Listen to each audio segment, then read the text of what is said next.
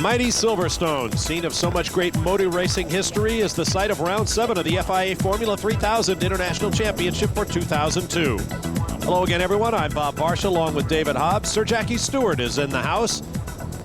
He has written much of the history here at Silverstone, but today is all about the Formula 3000 Championship. Young drivers trying to make it to Formula One. Let's take a look at your home circuit, David.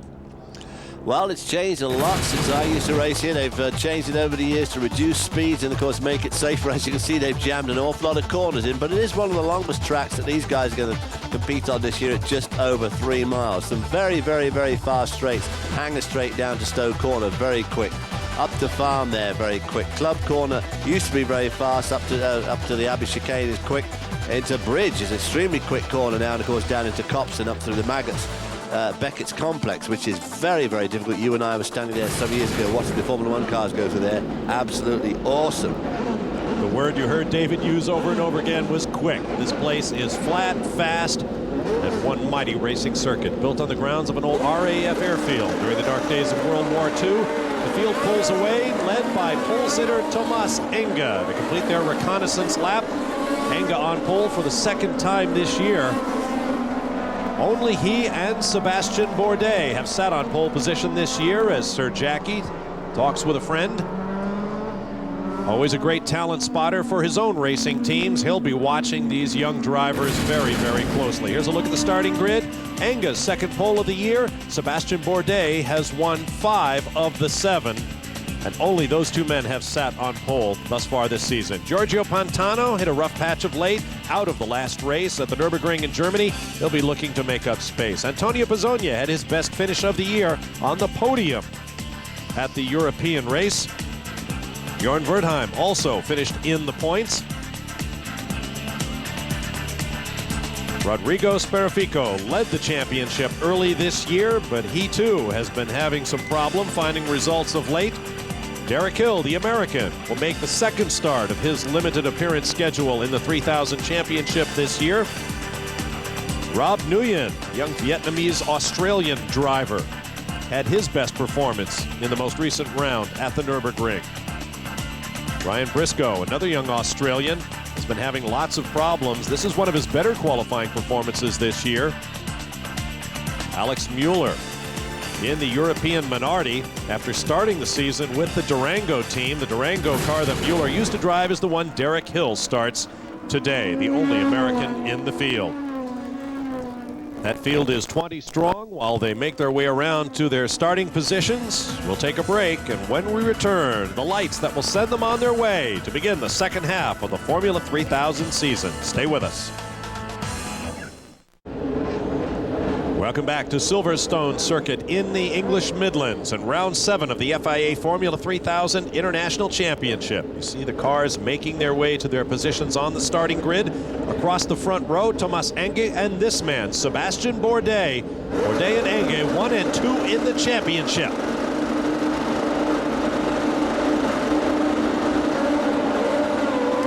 Good start by both the front row men. And the Petrobras cars getting up to a pretty good start there. Oh, cars off and on. One of the Petrobras Junior cars with those bright yellow noses, Antonio Pizzonia off and on. We have others off and on as well. Pizzonia put a wheel firmly on the grass there. Seemed to get away with it. Thomas Enge leads from Sebastian Bourdais. Through this increasing sequence of corners. Oh, boy, they're just awesome to watch these cars through there. Bursting out of Chapel Curve there onto Hanger Straight. Very wide, as you can see. Hugely wide track, Silverstone. Down into Stowe. Stowe has been tightened up. It used to be massively quick. Now it's not quite so quick, but it's still pretty fast. Then they go into a new section called the Vale. This little right-hand and sinking bit up into Club, which has changed shape as well. Pizzonia there trying to get around his teammate, or certainly thinking about it. This is Club, unwinds now, zooms up to Abbey. Abbey used to be a very fast, flat-out left-hand swerve. It's now got the Abbey chicane. All of this to knock the speed off the Formula One cars, which certainly does get the speed down, but reduces the spectacle somewhat. That's been part of the fascination of watching the Silverstone circuit change over the years, is these repeated efforts redirecting the road to try to slow the cars down, and somehow it never quite seems to work. It does offer some great viewing angles, though, and you can see the grandstands scattered around the trackside. Enga and Bourdais off the corner first. Then Sparafico, Pizzonia, and the rest of the field. Giorgio Pantano, the Italian, all over the back of Pizzonia.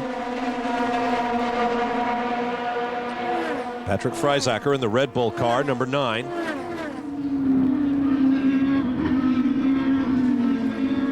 As you mentioned earlier, David, it's just wonderful to stand in these corners and watch these cars change direction.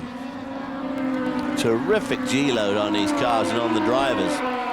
Especially the Formula One cars going through there just that much quicker and a lot more downforce, and really testing the driver's physical capabilities. I mean, your neck and your upper body takes a tremendous beating here at Silverstone. Enga took pole at 1 minute 36.529 seconds. The Formula One Grand Prix pole this weekend, Juan Pablo Montoya, 118.998. Pantano squeezed by Pizzonia there in a very brave move, going into the club complex out of the Vale. Still maintains that lead as they go up into Abbey. Despite dropping out of the most recent race in Germany, Pantano remains third in the championship coming in, but 4 points behind Thomas Enga for second, and a full 17 points behind Bourdais for the lead. So the Italian Pantano really has work to do. Bourdais having a staggering year, really, on the pole in 5 of the 7 races so far, on the front row of all of them but Austria, where he started in the mid-pack. Ooh, that was Pantano making a blinding start there, I believe. From above, watch all the jockeying around. Pantano splitting the gap between 2 other cars, rocketing forward. Oh, and his teammate nearly getting taken off down there in Copse. Great aerial shot. Oh, no, we've got a problem here. This is Derek Hill, the American. Oh, Derek. Beached in the gravel trap. It looks like his race is over. After such a terrific drive at the Nürburgring and his return to the series a couple of weeks ago.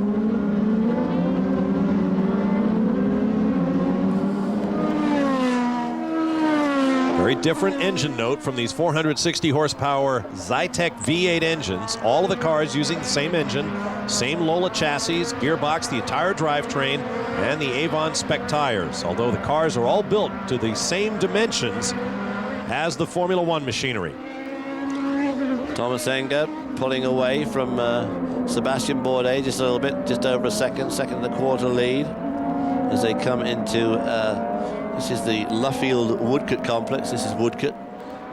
Woodcote used to be just one of the fastest corners in racing. Absolutely enormously fast corner. It was actually almost a straight blast from Club all the way down to Woodcote. Yeah. Cars would arrive at 195, 200 miles an hour. Enga leads Bourdais and Sparafico. We'll be right back to Britain.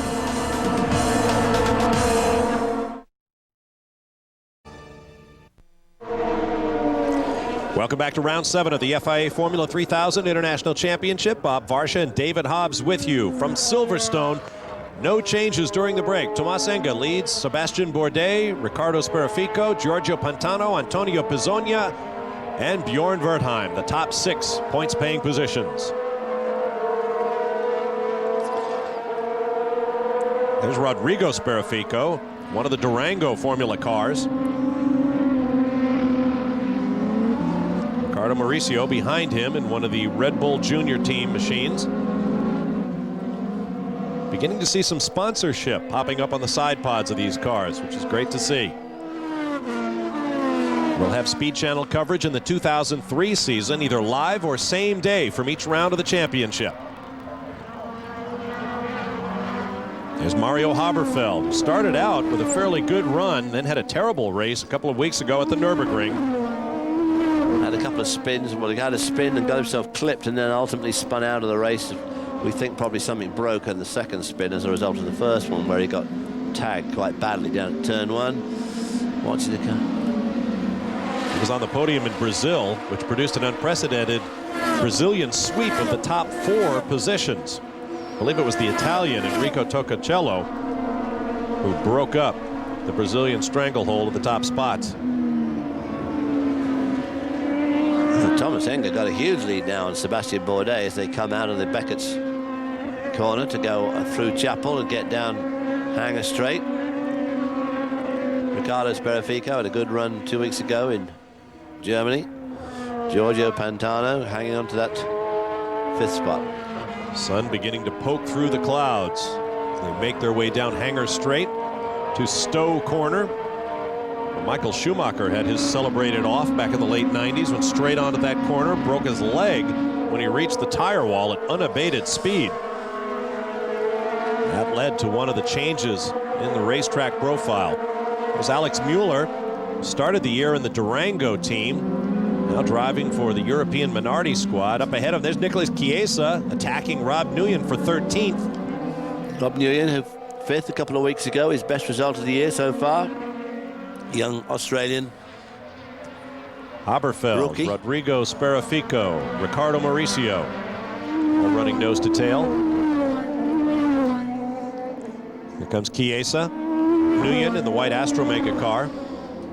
Then Diego Montero, who is under attack with Alex Mueller just behind him in the KL European Minardi car. It's the stadium section. Nguyen takes a wide line.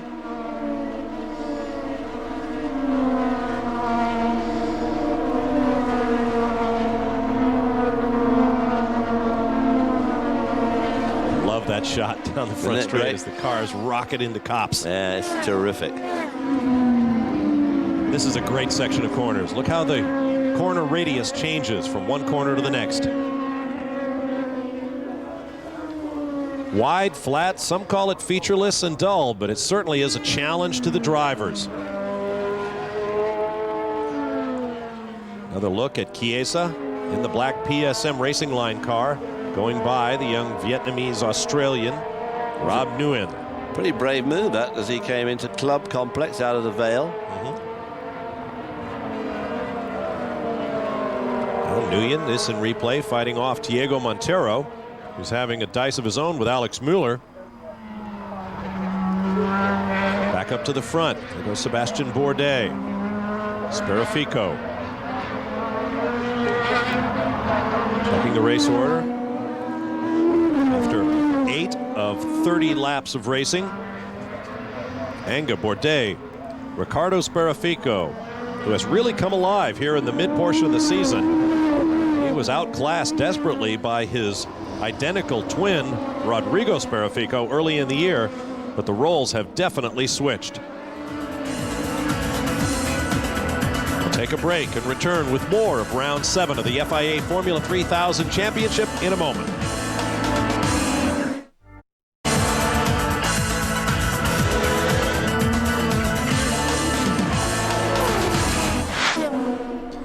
Welcome back. Bob Varsho along with David Hobbs. Glad to have you with us for tape-delayed coverage of Round 7 of the FIA Formula 3000 International Championship from Silverstone in England. Look down on the start-finish straightaway. Some of the new garages that have been built and the unceasing efforts of the ownership for the British Racing Drivers Club to upgrade the Silverstone circuit.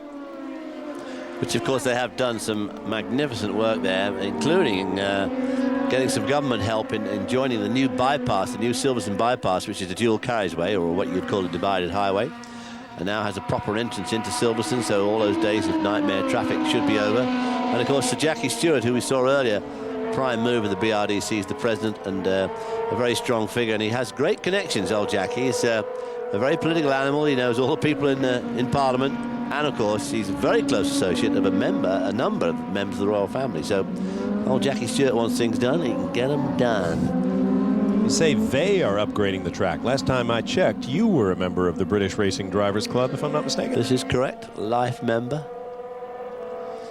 Rob Nguyen now battling with Alex Mueller. Very difficult, of course, to get into the British Racing Drivers Club.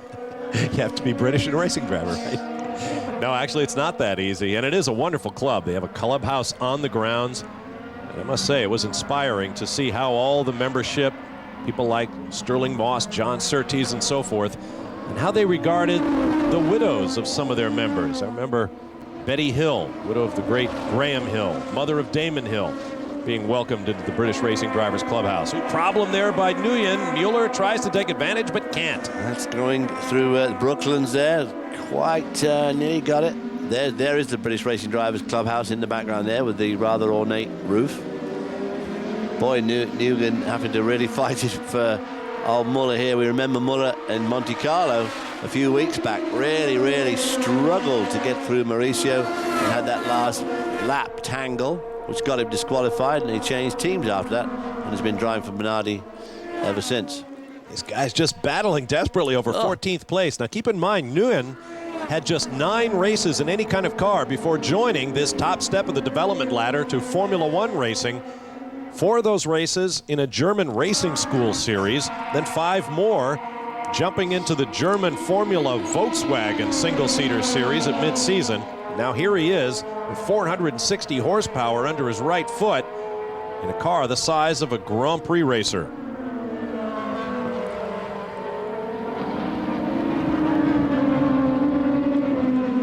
Thiago Montero just right behind them.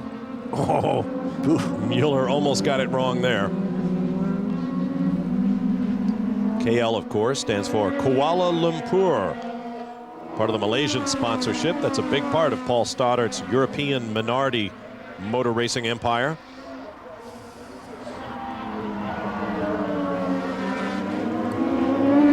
Whoa! Like a dirt track on Saturday night here. Diego Montero, young Portuguese driver, getting way sideways. Zolt Baumgartner, the young Hungarian driver, right behind him, who's had a fairly action-packed season so far. So an Australian of Vietnamese descent, a German, a Portuguese. Who have I left out? And a Hungarian, Zolt Baumgartner. Boy, Spirafico right under his wing as he goes down to Copse.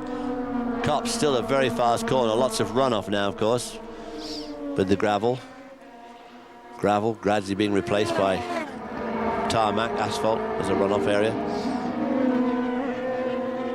So a few marbles offline there. All the cars on spec Avon racing tires. Slicks, not the grooved dry weather tires that the Formula One cars use. Mueller checking the mirrors. Helsinki is checking the mirrors. So, close enough to see him out the corner of his eye, I think.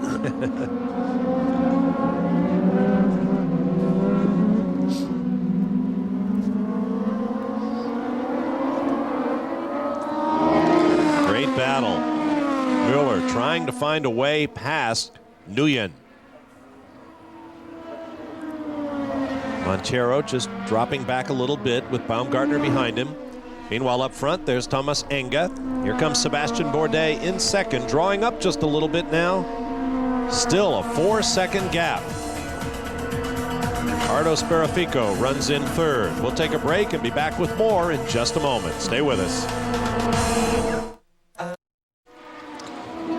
Welcome back to Silverstone Circuit in England in round 7 of the FIA Formula 3000 International Championship. And a wide swing there by Patrick Freisacker of Austria in the Red Bull Junior team car as he closes in on Enrico Toccacello for 7th place. I guess he thought he might have had a look down the inside into the first turn at Copse, but nothing doing. Toccacello in the Coloni car. His season's been sort of a little bit up and down. He currently lying about 11th or 12th. He's only got 3 points to show for the season.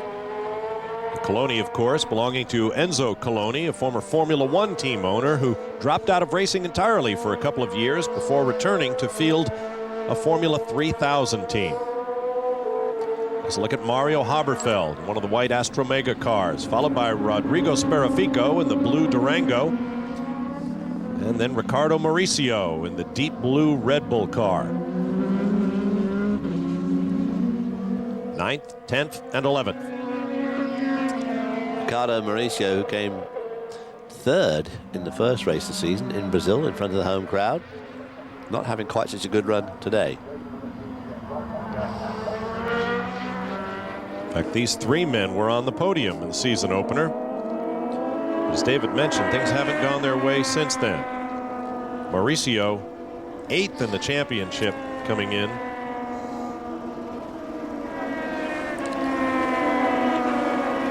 Haberfeld has kind of gone off the boil. He's one of the series veterans. We've talked about this before this year. You don't want to spend too many years in a series like Formula 3000 before you move on to something bigger, more powerful, and more highly rated. Well, you certainly don't want to spend many years if you're not going to be leading it. As far Haberfeld has yet to produce. He is scheduled for a test with Walker Racing in the Kart FedEx Championship Series, a champ car this year. Field beginning to string out just a little bit.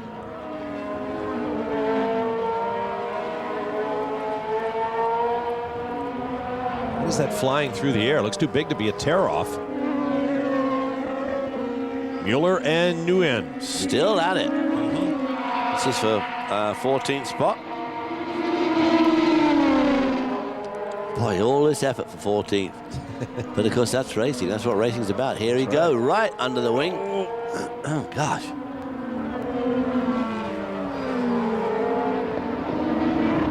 He is fast enough to get up there, but as the saying goes, catching and passing are two different things. Ooh, lighting up the tires just a little bit. Nguyen trying hard to keep Mueller behind him. Meanwhile, here comes Tiago Monteiro, the young Portuguese. Looking for a way by as well. No. Oh, was that contact? Yeah, it was contact. Tire to tire. Oh. And Mueller gets by for 14th place. And here comes Monteiro. This bridge, very fast right-hander. There's Paul Stoddard with the beer to the left, who not only owns the European Minardi Formula One team, but this squad as well.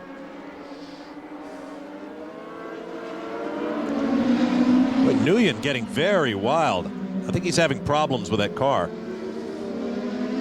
Because when you've got the limited experience that he has, getting the car set up is very difficult, you know, because you have to rely on the engineer, obviously, but he has to rely on the driver's input. And if you don't have the experience, I mean, you just don't have the input to give them. So it's a real double-edged sword. You know, you're trying to do two things at once. Now you watch him touch here. Yeah. Boy, that's dangerous. That obviously gave old Rob pause for thought as he let Sperafico through. And about 600 heartbeats, no doubt. Yeah, right. Nguyen coming under pressure. Actually, that's the other Astromega car. That's Mario Haberfeld. Mario Haberfeld, sorry, yeah. With Rod Sperafico. 9th, 10th, and an 11th is Ricardo Mauricio. Haberfeld's car looking just a little bit squirrely as he went round there. That fast right-hander. Stowe into Club. Club kind of unwinds now. It's slow entry. Then it speeds up. Well up front again, Enga. Here comes Bourdais. Ricardo Sperafico. Giorgio Pantano and Antonio Pizzonia. Those drivers have opened up a bit of a gap over Bjorn Wertheim of Sweden. The top 6. Formula One scoring 10, 6, 4, 3, 2, and 1 points. Tocacello running just outside the points. Patrick Feisacker. Mario Haberfeld back in 9th.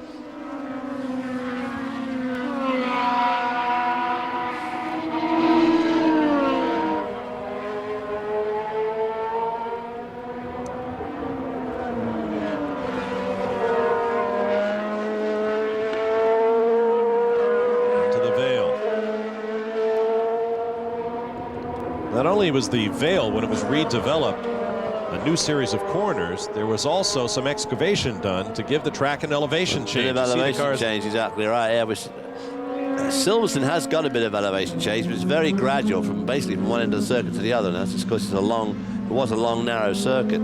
It was a fairly subdued elevation change. There's Tony Schmidt in the PSM Racing Line Lola. was running dead last. Looks like they're going to do a tire change on the car. Had a terrible weekend at the Nürburgring, where he was late to the grid, had to start from the pit lane, then had mechanical problems during the race and finally parked it. You wouldn't expect to find elevation changes at a place like Silverstone, built on an old RAF bomber airfield. Big old Lancaster bombers needed lots of flat space. Very exposed, of course, to the elements, Silverstone. Nary a tree in sight. Great on a nice day, but nippy as heck on a cold one. When a lot of the Grand Prix teams and Formula 3000 teams come testing. After all, this is Great Britain, the epicenter of worldwide motorsport.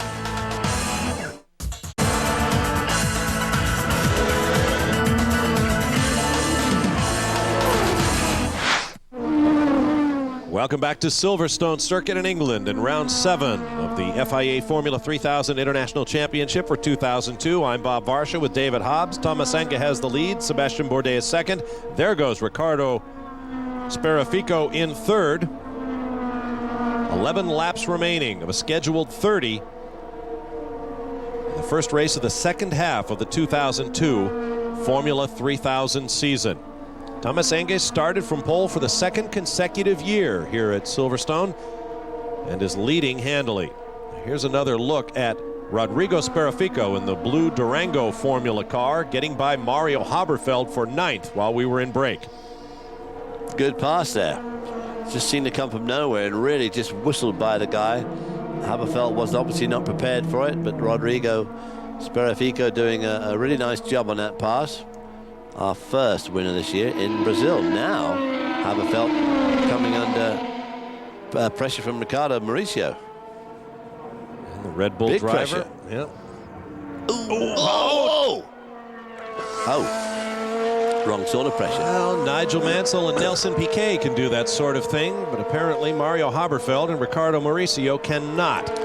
Haberfeld desperately trying to keep it going through the gravel. Oh my goodness me, just look at all that gravel everywhere in that car. And soon to be on the racetrack. Soon to be on the racetrack. Ooh. Cagey bit of driving to keep that car moving, Yeah. not get buried up to the axles, but keep it well off the line. There's Mauricio, he is done. Yeah, Mauricio is definitely done.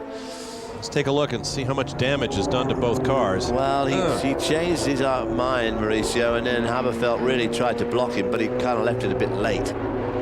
Trying to dodge behind another man as he's getting on the brakes. It's pretty much a recipe for disaster.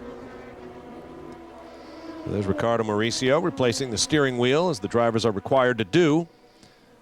But they're going to need some mechanical help getting that car out of the kitty litter. I think he's trying to explain that he can't get it out of gear. Meanwhile, there is Haberfeld checking for damage. Doesn't appear to be much, although Mauricio took off his front wing. I think he did it on the side pod. Driver's right.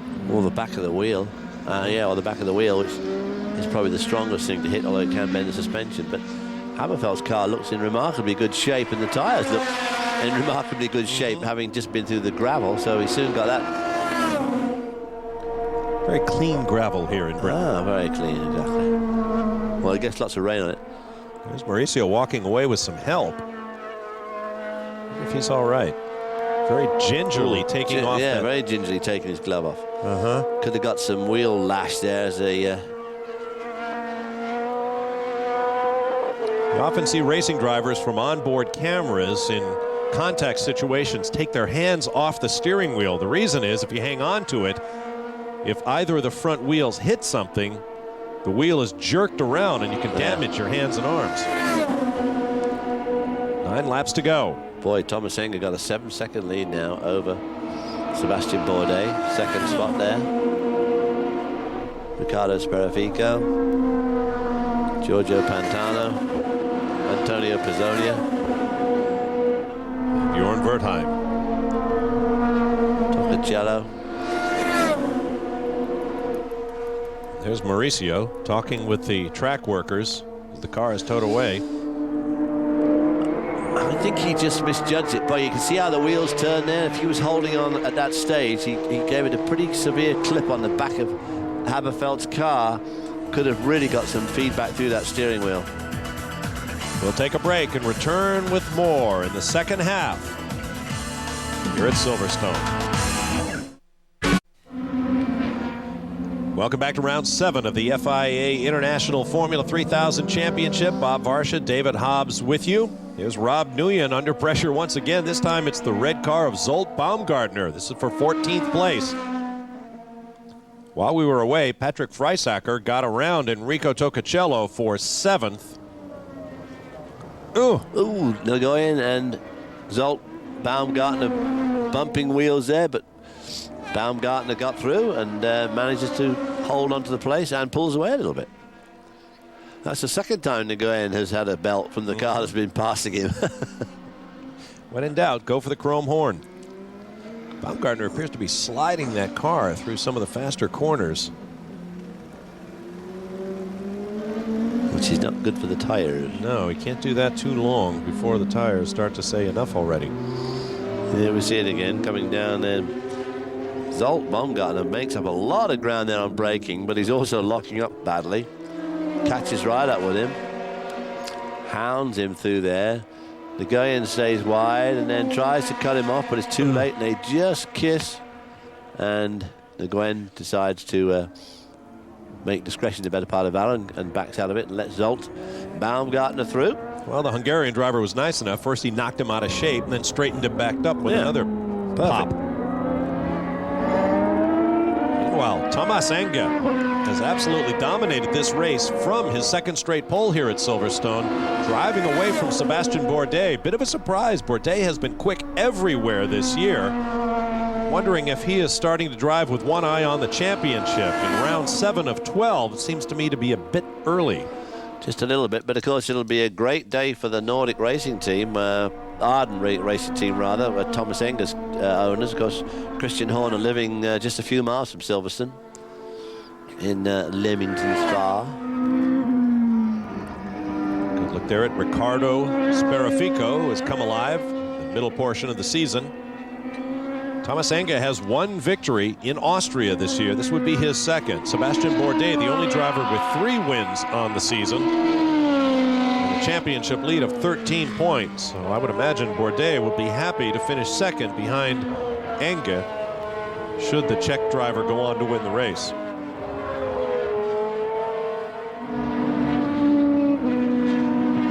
Riccardo Sperafico, who was nowhere at the beginning of the season, going for his second straight podium finish. Petrobras junior team, colors of the Brazilian flag on the car. Petrobras, Brazilian oil giant. Ryan Briscoe now in the Nordic car, coming under pressure from Alex Muller in the Minardi. Briscoe comes in with all sorts of credentials in go-karts and the minor formula.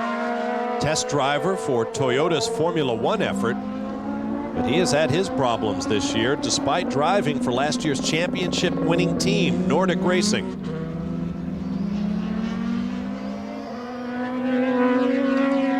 Alex Mueller, the young German, with the might of BMW behind him. He'll take a test drive in the Williams BMW later this year. He seems to be a very tenacious young man, does our Alex Mueller. Through bridge.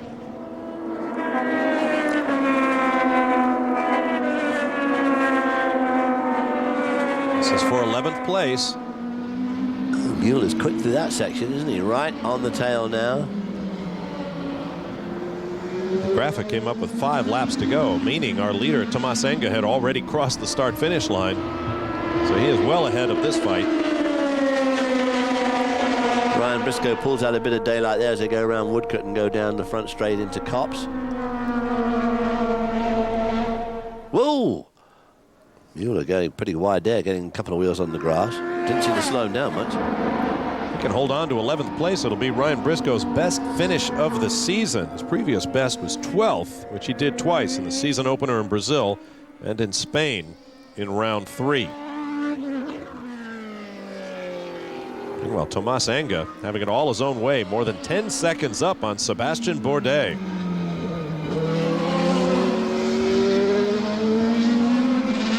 Surprised Bourdais is not making it a bit closer. Yeah, I am a little bit too. It's one thing. Maybe you're right. Maybe he's got an eye on the championship and is settling for that second spot. But as he's got a few points lead over Thomas Enger, but obviously this will reduce it by 4 right there. Right.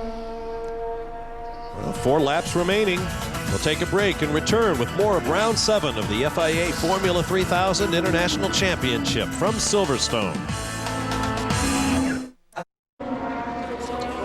Welcome back to Silverstone in England. Thomas Enger has led this race from pole, and look at the gap he has over perhaps the fastest man in the FIA Formula 3000 International Championship, Sebastian Bourdais.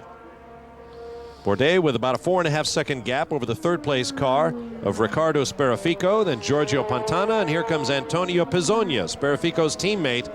Good day for the Petrobras Junior team here in round 7 of the championship. Then another 10 seconds back to Bjorn Verdheim. Behind him, Patrick Freisacker. Alex Mueller still pushing Ryan Briscoe. Still pounding away. The laps are running down. He is tenacious, that Alex Mueller. Oh, right along. Oh, wow. Right alongside. Right. Very quick through that Beckett's complex. Down to Stowe, going to try and go around the outside. And ducking inside. Oh, great move. No, yes, great move. It's going to be touch and go. It's not done yet. Through Vale. Left-hander coming up. That gives Briscoe the advantage. Oh. Mueller seems to be quicker off the corners, doesn't he? Mm-hmm. Just couldn't quite get it done on that deal through Stowe and down through Vale. He's going to run out of opportunities. This is for 11th place. 2 laps to go as they enter the stadium section, meaning our race leader Thomas Enger has crossed start-finish. Here's another look. Does a beautiful job there, but he gets a wheel on the curb there, which probably slowed him up just a little bit. But Briscoe, on the other hand, also pushed to the outside curb, but doesn't give up one little bit. Absolutely side by side into the beginning part of club. And Briscoe hangs on to the position. Look how quick Mueller is off that slower corner. Might have a slightly different gear ratio, or just better grip, or just more gets on the throttle earlier, probably. One of the improvements to the Formula 3000 chassis this year has been a change in the driveline using the gearbox that Lola built for the Champ Car Series in the United States, using a drop gear that makes it a lot easier to change ratios without having to remove the whole driveline from the car. It was Alex Sperafico and the Minardi being lapped. Meanwhile, Mueller and Briscoe continue their little fight.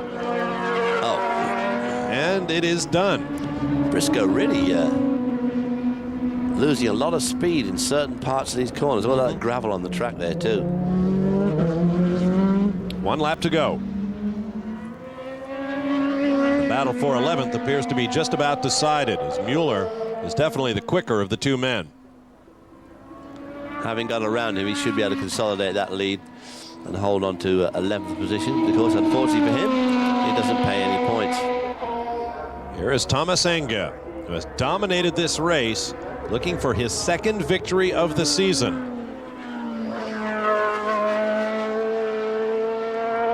Now with Arden International, last year he drove for Nordic Racing, combining with series driving champion Justin Wilson to bring Nordic the team championship as well as the driver's title. There's been a bit of controversy over the fact that Justin Wilson has not been able to land a Grand Prix drive. An effort hindered, no doubt, by the fact that he stands a little over 6 feet tall. But Thomas Enger is back hoping to duplicate his former teammate's victory with another team. We'll see if he can do it. He definitely has the speed, but he has to keep the car on the track and keep scoring points. Because Sebastian Bourdais is simply the quickest man in qualifying on a regular basis. Although he has taken the Frenchman to the wood pile today, there are 5 long races still to come. Time to wave at the crowd just a little bit. Takes a checkered flag there, no doubt. As I say, Arden Racing will be absolutely ecstatic because obviously this is their home track and it is very close to Christian Horner's home Bit itself. of a party at the pub tonight, I I would suppose. say there'll be a large party at the pub tonight. Sebastian Bourdais piles up some precious championship points with a second-place finish. Sparaffico coming home in third. Here comes Antonio Pizzonia, who will finish fifth behind Giorgio Pantano. And the sixth and final championship point unofficially will go to Bjorn Wertheim in the second Arden car.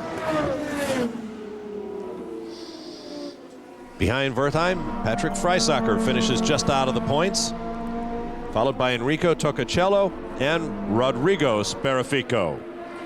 We'll take a break and return to Silverstone for more of the FIA Formula 3000 Championship post-race festivities coming up. Stay with us.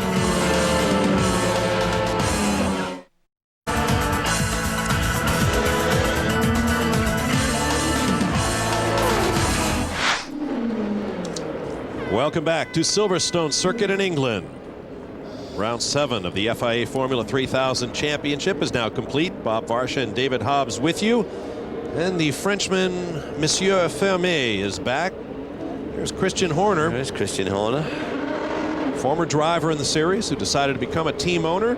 Today, his boys have done him proud. They've already picked up a 1-2 finish this year, led by this man, Thomas Enge. And now Enge picks up his second victory of the year. His teammate finishes in 6th place, Bjorn Wertheim. So another great weekend on the home track for the Arden International team. Enge gesturing for something.